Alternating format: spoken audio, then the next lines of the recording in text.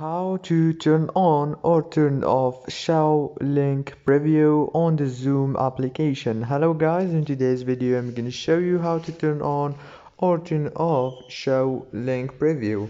Easy and fast. So first thing, go to Zoom application. This is the home page as you can see. Now you have to go down below to the more option right here. Click on more and it will take you to this page. Now here you will find many options. Click on the chat option right here. After you click it on the chat option, the first one you will find it's show link preview.